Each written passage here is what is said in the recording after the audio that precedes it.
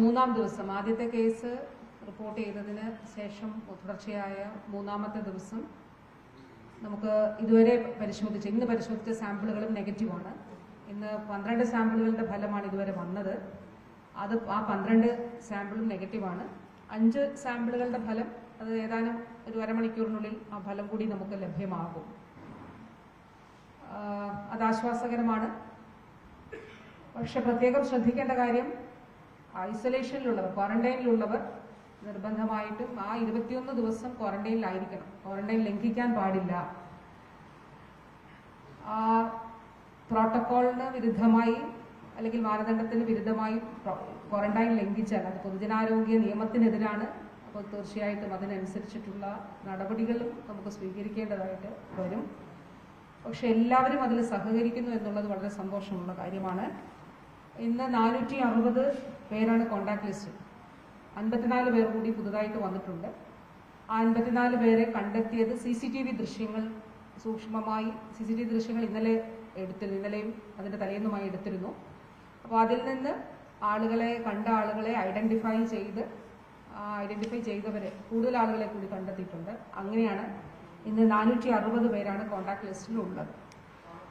അതിൽ 220 പേർ high risk contact ആണ്. ലോ റിസ്കിലുള്ളത് 240 പേരാണ്. ഹെൽത്ത് കെയർ വർക്കേഴ്സ് 145 പേരാണ്. ഇന്ന് പാണ്ടിക്കാടും ആനക്കയത്തും വീടുകളിൽ സർവേ നടത്തിയിരുന്നു. പാണ്ടിക്കാട് 6239 വീടുകളും ആനക്കയത്ത് 4869 വീടുകളുമാണ് ഇന്ന് സന്ദർശനം നടത്തിയത്. പാണ്ടിക്കാട് 6239, ആനക്കയത്ത് 4869. അപ്പോൾ ഇന്നലെയും ഇന്നും ഇന്നലെയുടെ തലേന്ന് ഉച്ച കഴിഞ്ഞുള്ള സമയമായി 18,055 വീടുകൾ ഈ 2 പഞ്ചായത്തുകളിലുമായി നമ്മുടെ ആരോഗ്യ പ്രവർത്തകർ സർവേ നടത്തിയിട്ടുണ്ട്. അതിൽ 1014 പേർക്ക് പനിയുണ്ട്. 18,055 വീടുകൾ സന്ദർശിച്ചപ്പോൾ. പക്ഷേ അതിൽ 7 പേർക്ക് മാത്രമേ എപ്പിഡമോളജിക്കൽ ലിങ്ക് ഉള്ളൂ. അതായത് മോനുമായി നേരിട്ട് സമ്പർക്കത്തിലുള്ളവർ അല്ലെങ്കിൽ സമ്പർക്ക പട്ടികയിലുള്ളവർ 7 പേർ മാത്രമേ ഉള്ളൂ. ആ 7 പേരുടെയും സാമ്പിളുകൾ എടുക്കുകയും പരിശോധിക്കുകയും ചെയ്തിട്ടുള്ളവരാണ്. ബാക്കിയുള്ളവർക്കൊക്കെ സാധാരണ വൈറൽ പനി, ഇനി അങ്ങനെ അല്ലാതെ സാമ്പിളുകൾ എടുക്കേണ്ടവരുണ്ടെങ്കിൽ അതും ഇതിന്റെ ഭാഗമായിട്ട് എടുക്കുന്നുണ്ട്. ഇന്ന് കൂടുതൽ ആളുകൾക്ക് സൈക്കോളജിക്കൽ പിന്തുണ, മാനസിക പിന്തുണ നൽകുന്നതിന് സാധിച്ചിട്ടുണ്ട്. 329 ആളുകളെയാണ് വിളിച്ചത്. തിരിച്ചു വിളിച്ചവരുമുണ്ട്. ഞങ്ങൾക്ക് ഈ രീതിയിൽ പേടിയുണ്ട്, ആശങ്കയുണ്ട് എന്ന് പറയുമ്പോൾ ആ രീതിയിൽ അവർക്ക് കൗൺസിലിംഗ് നൽകുന്നുണ്ട്. ടീച്ചേഴ്സിന് പ്രത്യേകമായി ആരോഗ്യ പ്രവർത്തകർ പ്രത്യേകമായിട്ടുള്ള ഒരു സെഷൻ എടുത്തിട്ടുണ്ട്. എന്താണ് നിപ്പയെ കുറിച്ചുള്ള പൊതുവായ അവബോധം സംബന്ധിച്ച്. ഈ പന്തല്ലൂർ സ്കൂൾ ഉൾപ്പെടെയുള്ള ഇടങ്ങളിൽ ഓൺലൈൻ പഠനം നടക്കുന്നുണ്ട് എന്നുള്ളതാണ് DD എഡ്യൂക്കേഷൻ ഈ യോഗത്തിൽ അറിയിച്ചിട്ടുള്ളത്. അതോടൊപ്പം മറ്റു സ്കൂളുകളിൽ എത്താൻ കഴിയാത്ത കുട്ടികൾക്ക് വേണ്ടി അതാത് സ്കൂളുകൾ, അത് നമ്മുടെ സംസ്ഥാനത്തെ സ്റ്റേറ്റ് സിലബസിലുള്ള സ്കൂളുകളും CBSE സിലബസിലുള്ള സ്കൂളുകളും എല്ലാ സ്കൂളുകളും തന്നെ ഓൺലൈനായിട്ട് അവർക്ക് പ്രത്യേകമായിട്ട് സൗകര്യം ഒരുക്കാം എന്നുള്ളത് പറഞ്ഞിട്ടുണ്ട്. സമ്പർക്ക പട്ടികയിൽ ഉൾപ്പെടെ ഉള്ള കുഞ്ഞുങ്ങൾക്ക് വേണ്ടി പ്രത്യേകമായി ഓൺലൈൻ പഠനം ഏർപ്പെടുത്താം എന്നുള്ളത് അറിയിച്ചിട്ടുണ്ട് എന്നുള്ളതാണ് DD ഈ മീറ്റിംഗിൽ അറിയിച്ചിട്ടുള്ളത്. ഇതുകൂടാതെ ഈ പ്രദേശങ്ങളിൽ കന്നുകാലി, ആട്, മറ്റു വളർത്തുമൃഗങ്ങൾ ഇവയുടെ സാമ്പിളുകൾ എടുത്തിട്ടുണ്ട്. അപ്പോൾ മൃഗങ്ങളിൽ ഏതെങ്കിലും തരത്തിലുള്ള വൈറസ് ബാധയുണ്ടോ എന്നുള്ളത് പരിശോധിക്കുന്നതിന് വേണ്ടിയിട്ടാണ് ആനിമൽ ഹസ്ബൻഡറി ഡിപ്പാർട്ട്മെന്റാണ് അത് എടുക്കുന്നത്. NIV പൂനെയുടെ ബാറ്റ് സർവൈലൻസ് ടീം ഇന്ന് ഫീൽഡിൽ പോയിരുന്നു. അവര് ബാറ്റിന്റെ വവ്വാലുകളുടെ സാമ്പിളുകൾ ശേഖരിക്കും. ഈ ദിവസങ്ങളിൽ അത് നടക്കും. ആ സാമ്പിളുകൾ പരിശോധിച്ച് അതിൽ വൈറസിന്റെ സാന്നിധ്യമുണ്ടോ എന്നുള്ളത് പരിശോധിക്കും. വൈറസിന്റെ സാന്നിധ്യമുണ്ടെങ്കിൽ അവയുടെ ജനിതക പരിശോധനയും നടത്തും. ഇതുകൂടാതെ ജില്ലാ പോലീസ് മേധാവി 2 കേസുകൾ എടുത്തിട്ടുണ്ട്. അത് സമൂഹ മാധ്യമങ്ങളിൽ തെറ്റായ നിലയിലുള്ള പ്രചരണം നടത്തിയ ആളുകൾക്കെതിരെയാണ്. അതിൽ വാസ്തവത്തിൽ ഈ ഒരു മോനെ അപമാനിക്കുന്ന നിലയിലുള്ള ഒരു സമൂഹ മാധ്യമത്തിലെ പോസ്റ്റും ഉണ്ടായിരുന്നു. അപ്പോൾ ആ സംഭവങ്ങളിൽ ഇന്ന് കേസ് എടുത്തിട്ടുണ്ട്. അപ്പോൾ പൊതുവിൽ നമ്മുടെ ഈ പുതിയ പരിശോധനാ ഫലങ്ങൾ നെഗറ്റീവ് ആകുന്നു എന്നുള്ളത് ആശ്വാസകരമായിട്ടുള്ള കാര്യമാണ്. ഇത് കൂടാതെ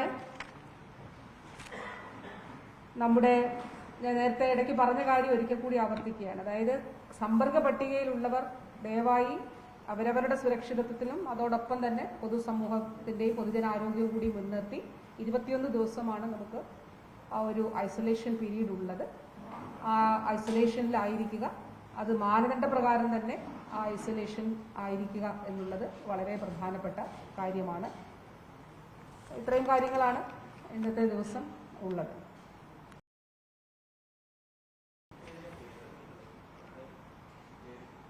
പേര് SP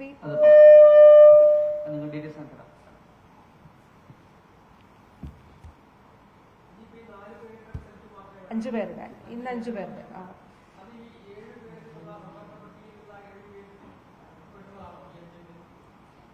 അല്ല പനിയുള്ളവരുടെ ഇന്നലെയൊക്കെ നമ്മൾ പരിശോധിച്ചു, നെഗറ്റീവാണ്. പക്ഷേ ഈ സമ്പർക്ക പട്ടികയിലുള്ളവർക്ക് പനി പെർസിസ്റ്റ് ചെയ്യുവാണെങ്കിൽ വീണ്ടും നമ്മൾ സാമ്പിൾ എടുക്കും. ഹൈറിസ്ക് കോൺടാക്ട്സിലുള്ളവർക്ക് ഒരു തവണ സാമ്പിൾ എടുത്തിട്ടുണ്ടെങ്കിലും അവർക്ക് പിന്നീട് രോഗലക്ഷണം വന്നാൽ വീണ്ടും സാമ്പിൾ എടുക്കും, പരിശോധിക്കും. ഇതുവരെ ഇല്ല. 21 ദിവസം. എന്തോ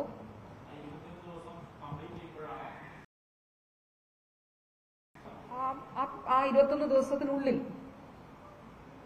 നമുക്ക് വൈറസ് ശരീരത്തിൽ കടന്നിട്ടുണ്ടെങ്കിൽ തീർച്ചയായിട്ടും നമുക്ക് ആ രോഗം ഉണ്ടാവുകയാണെങ്കിൽ ഉണ്ടാകും. അപ്പോൾ അത് ശാസ്ത്രീയമായിട്ടുള്ള ഒരു പ്രോട്ടോക്കോളിന്റെ അടിസ്ഥാനത്തിലാണത്. അപ്പോൾ 21 ദിവസങ്ങൾക്കുള്ളിൽ, അതിനുശേഷം പിന്നീട് നമുക്ക് പരിശോധിക്കേണ്ടതില്ല.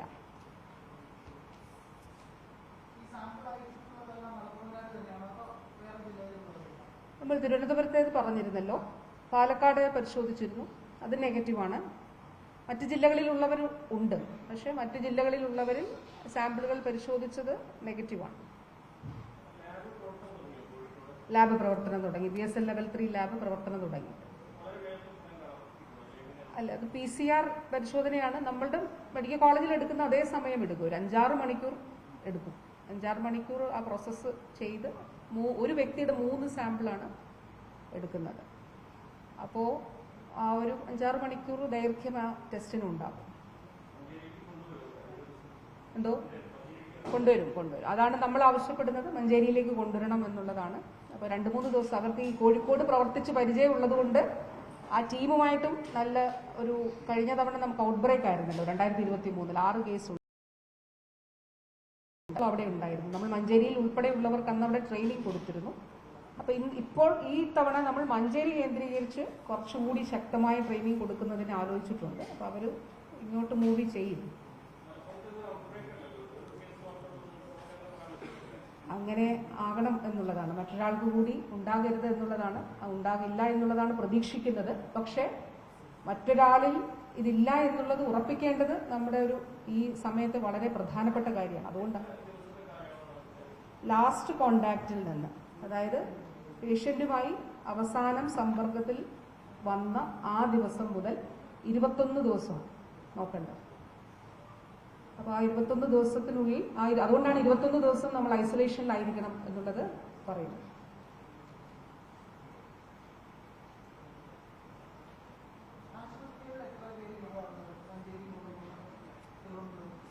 ആശുപത്രികളിൽ തിരുവനന്തപുരത്ത് 2 പേരുണ്ട്. അതുകൂടാതെ മഞ്ചേരിയിൽ ഇങ്ങനെ 19 പേരാണ് ആശുപത്രിയിലുള്ളത്. കാലിക്കറ്റിലുള്ള 60 വയസ്സുള്ള ഒരാൾ നമ്മൾ പരിശോധിച്ചു, ഫലം നെഗറ്റീവാണ്. അത് മാത്രമല്ല ഒരു എപ്പിഡമോളജിക്കൽ ലിങ്ക് ഇല്ലാത്ത വ്യക്തിയാണ്. അപ്പം നമ്മൾ ഈ ലിസ്റ്റിൽ നിന്ന് ഒഴിവാക്കി. അദ്ദേഹം കാലിക്കറ്റുണ്ട്, അദ്ദേഹത്തെ ഈ മോനുമായിട്ട് ഒരു സമ്പർക്കവുമുള്ള വ്യക്തിയല്ല. അതുകൊണ്ട് ഈ ലിസ്റ്റിൽ നിന്ന് ഒഴിവാക്കിയിട്ടുണ്ട്.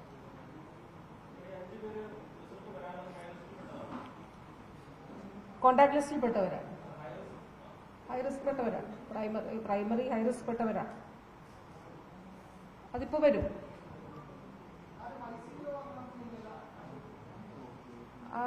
ICUവിൽ ഒരു 1.5 വയസ്സുള്ള ഒരു കുഞ്ഞുണ്ട്. പക്ഷേ ഈ ഒരു കോണ്ടാക്റ്റിൽ ഉള്ളവർ ആളല്ല. പക്ഷേ ഒരു സെഷേഴ്സ് ഒക്കെ വന്നതുകൊണ്ട് ആ കുഞ്ഞിനെ ICUവിൽ വച്ചിരിക്കുന്നു എന്നുള്ളതേ ഉള്ളൂ. ICUവിലാണ് കിടത്തിയിരിക്കുന്നത്. പക്ഷെ ഒരു തരത്തിലും, പിന്നെ ഈ പ്രദേശത്ത് നിന്നാണ്, പക്ഷെ ഒരു തരത്തിലും കോണ്ടാക്റ്റ് ഉള്ള ആളല്ല. Pandikkad Manjeri medical college.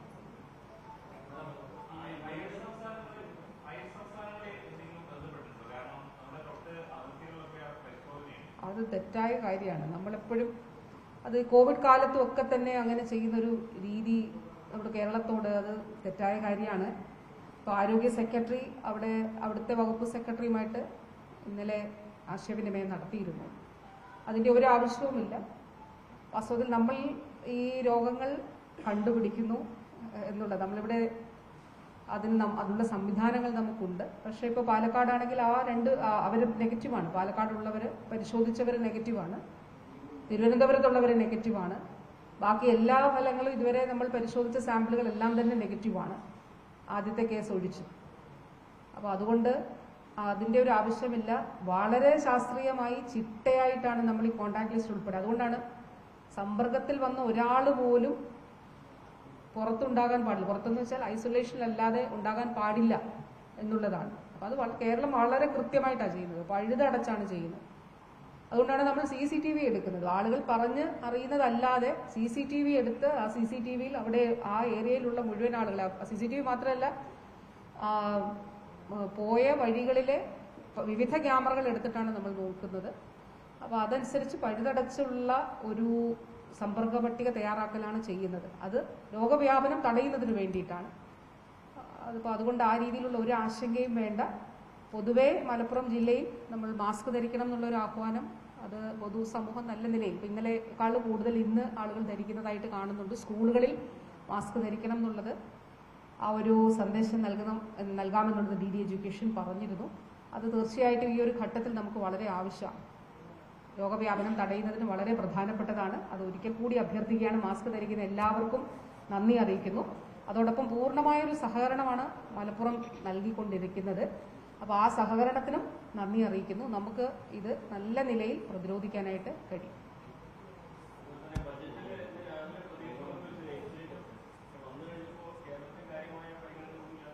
കാര്യമായ പരിഗണന എന്നല്ല, നമുക്ക് പരിഗണനയില്ലാത്ത ഒരു കേന്ദ്ര ബജറ്റായിട്ട്. അപ്പോൾ കേരളത്തെ സംബന്ധിച്ചിടത്തോളം എയിംസ് എന്നുള്ളത് നമ്മുടെ എത്രയോ നാളുകളായിട്ടുള്ള ആവശ്യമാണ്. കേന്ദ്രം ആവശ്യപ്പെട്ടതനുസരിച്ചിട്ടുള്ള സ്ഥലം 200 ഏക്കറിൽ കുറയാത്ത സ്ഥലം എന്നുള്ളതാണ്. ആ സ്ഥലം, അതുപോലെ റോഡ്, മറ്റ് ജലത്തിൻ്റെ ലഭ്യത, ഇതെല്ലാം ഉറപ്പാക്കിക്കൊണ്ടാണ് ഡീറ്റെയിൽസ് കൊടുത്തത്.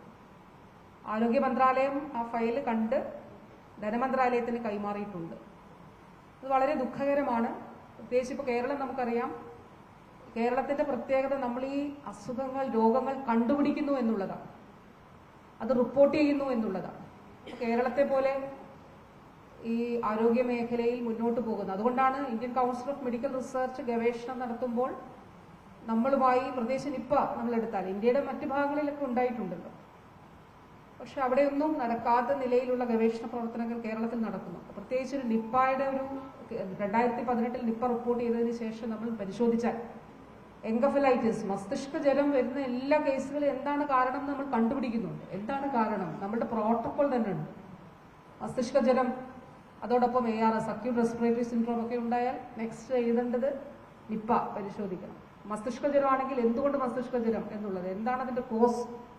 അപ്പോൾ ആ രീതിയിൽ നമ്മൾ ആ രോഗം ഐഡന്റിഫൈ ചെയ്യാൻ ശ്രമിക്കുന്ന ഒരു സംസ്ഥാനമാണ്. ആരോഗ്യ പ്രവർത്തകർ, ഡോക്ടേഴ്സ് അങ്ങനെയാണ് ചെയ്യുന്നത്. നമ്മുടെ ഫീൽഡ് തലത്തിലുള്ള ആരോഗ്യ പ്രവർത്തകർ ഇത് സംശയം. കഴിഞ്ഞ ദിവസം അമീബിക് മെനിഞ്ചോ എൻകഫലൈറ്റിസുമായി അപ്പോൾ തലവേദന ഇതൊക്കെ ഉണ്ടായപ്പോൾ ഹിസ്റ്ററി പറഞ്ഞപ്പോൾ കുളത്തിൽ പോയിട്ടുണ്ടെന്ന് പറഞ്ഞു ഇതാവാൻ സാധ്യതയുണ്ട്. 24 മണിക്കൂറിനുള്ളിൽ ഡയഗ്നോസ് ചെയ്തു. അത് വളരെ പ്രധാനപ്പെട്ടതാണ്. ഇപ്പോൾ ലോകത്ത് അതിനൊരു ലിറ്ററേച്ചറും ഇല്ല.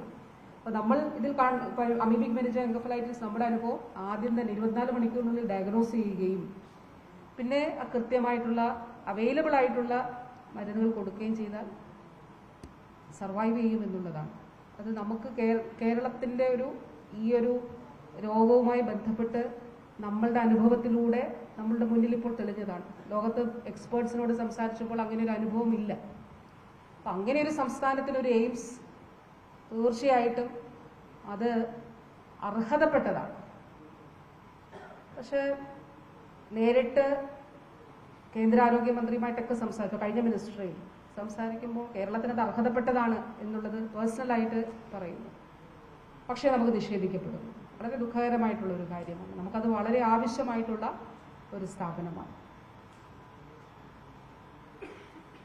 അത് നിർഭാഗ്യകരമാണ് എന്നുള്ളതിൽ ഒരു തർക്കവുമില്ല. കേരളത്തെ സംബന്ധിച്ചിടത്തോളം വളരെ നിരാശയാണ് അതിൽ ഉണ്ടായിട്ടുള്ളത്. ശരി, താങ്ക് യു. ഇന്ന് ഞാൻ പോവാണ്. ഇന്നത്തെ ഫലങ്ങൾ കൂടി നെഗറ്റീവ് ആയതോടുകൂടി ഞാൻ നാളെ ഇനിയും 5 മണിക്കായിരിക്കും നമ്മുടെ മീറ്റിംഗ്. ഓൺലൈനിൽ ചേരും. ഏതെങ്കിലും തരത്തിലുള്ള ഇപ്പം നമ്മൾ ട്രാക്കിലായിട്ടുണ്ട് എല്ലാം. നമ്മുടെ പ്രസൻറ്റേഷനൊക്കെ വളരെ പക്കയായി ഇതാണ് നമ്മുടെ ഓരോ ദിവസത്തെ രാവിലെ മുതൽ ഓരോ 25 കമ്മിറ്റികളുണ്ടല്ലോ, ആ 25 കമ്മിറ്റികളും നടത്തുന്ന പ്രവർത്തനങ്ങൾ ഡെയിലി സമ്മറി മുതൽ, അതോടൊപ്പം ആദ്യത്തെ പേജ് ഞാൻ കാണിക്കാം, contact tracing and contact list management, അതിലെല്ലാം ഉണ്ട്. ഹെൽത്ത് കെയർ വർക്കേഴ്സ്, കമ്മ്യൂണിറ്റിയിലുള്ളവർ, ടോട്ടൽ, അങ്ങനെ കൃത്യമായൊരു ട്രാക്കിൽ നമ്മൾ ആയിക്കഴിഞ്ഞു. അപ്പോൾ ടീം മലപ്പുറം നന്നായിട്ടിപ്പോൾ അതിൽ ചെയ്യുന്നുണ്ട്. ഇതിപ്പോൾ സാമ്പിൾ മാനേജ്മെൻ്റ് ആണ്. ആ സാമ്പിൾ മാനേജ്മെൻറ്റിൽ തന്നെ ഹൈ റിസ്കിലുള്ളവർ എത്രയാണ്, ആരാണ്, പിന്നെ ഹൈ റിസ്ക് തന്നെ എങ്ങനെയാണ് കോണ്ടാക്ട്, ക്ലാസ്സിൽ പഠിക്കുന്ന കുട്ടിയാണോ, ട്യൂഷൻ സെൻറ്ററിലുള്ള ആളാണോ, അതല്ല ബന്ധുവാണോ, അങ്ങനെയൊക്കെയുള്ള ഡീറ്റെയിൽസ്, പിന്നെ IP അഡ്മിഷൻ, അങ്ങനെ ഓരോ കാര്യങ്ങളും നമ്മളതിൻ്റെ സൂക്ഷ്മമായ അംശത്തിൽ തന്നെ എടുത്തുകൊണ്ടാണ് മുന്നോട്ട് പോകുന്നത്. അതിൽ ജില്ലാ ഭരണകൂടത്തിൻ്റെയും അതുപോലെ പോലീസിൻ്റെയും ജില്ലാ കളക്ടർ, ജില്ലാ പോലീസ് മേധാവിയുടെയും എല്ലാം സഹകരണം ഉണ്ടായിട്ടുണ്ട്. അതുപോലെ ജില്ലയിലെ ജനപ്രതിനിധികൾ, ബഹുമാനപ്പെട്ട minister, MP Mar, MLA Mar, ജില്ലാ പഞ്ചായത്ത് പ്രസിഡന്റ്, നമ്മുടെ പഞ്ചായത്തിലെ പ്രസിഡന്റുമാർ വരെ അവരെല്ലാം ഇപ്പോൾ ഈ നമ്മുടെ സർവേക്ക് പോകുന്ന ടീം അംഗങ്ങൾക്ക് സ്കൂൾ ബസ് ഏർപ്പെടുത്തി കൊടുത്തു. അങ്ങനെ എല്ലാ എന്താണ് കൈകോർത്ത് പിടിച്ചുകൊണ്ടാണ് മലപ്പുറം ഇതിനെ നേരിടുന്നത്. ജനങ്ങൾ ആ ഒരു ചങ്ങലയിലുണ്ട് പ്രതിരോധത്തിൻ്റെ. അത് തീർച്ചയായിട്ടും വളരെ നന്ദിയോടുകൂടി ഓർക്കുന്നു. മാധ്യമ പ്രവർത്തകർ, ഞാൻ കഴിഞ്ഞ രാവിലെയും പറഞ്ഞിരുന്നു, ഭൂരിപക്ഷ മാധ്യമങ്ങളും അതിൽ ആ ഒരു ആശങ്കപ്പെടേണ്ട, പലരും പറയുന്നുണ്ട് ആശങ്കപ്പെടേണ്ട എന്ന് ആവർത്തിച്ച് പറയുന്നു. അതെന്ത് ജനങ്ങൾക്ക് നൽകുന്ന ഒരു ഒരു ആശ്വാസം വളരെ വലുതാണ്. അപ്പോൾ തീർച്ചയായിട്ടും നമ്മൾ ഒന്നിച്ച് ഇതിനെ നേരിടും. നല്ല ട്രാക്കിലായി മലപ്പുറം മുന്നോട്ട് പോകുന്നു. DHS ഇവിടെ ഉണ്ടാവും. DHS doctor Reena, additional DHS doctor Nandakumar, അദ്ദേഹം മലപ്പുറം സുപരിചിതനാണ്, മലപ്പുറംകാരനാണ്. ഡോക്ടർ റീത്ത, അപ്പോൾ പിന്നെ DMO, DPM ഇവരെല്ലാവരും ഉണ്ട്. കളക്ടർക്കും ജില്ലാ പോലീസ് മേധാവിക്കും ഒപ്പം. Thank you. നാളെ 5 മണിക്ക് ഞാൻ ഓൺലൈനായി ചെയ്ത് നമുക്ക് അതിനുശേഷം ഇതും ഉണ്ടാവും.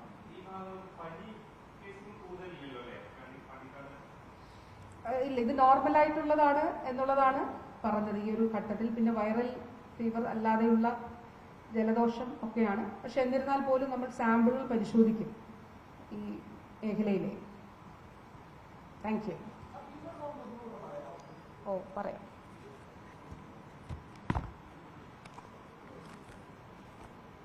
(1014) അതായത് 18,055 വീടുകളാണ് നമ്മൾ സന്ദർശിച്ച്. അപ്പോൾ 1014 പേർക്ക് പനിയോ പനി ലക്ഷണങ്ങൾ, തലവേദന, ജലദോഷം അതൊക്കെയുള്ളത്. അതിൽ 7 പേരാണ് സമ്പർക്ക പട്ടികയിലുള്ളത്. ആ 7 പേരുടെയും സാമ്പിൾ നമ്മൾ പരിശോധിച്ചിട്ടുണ്ട്.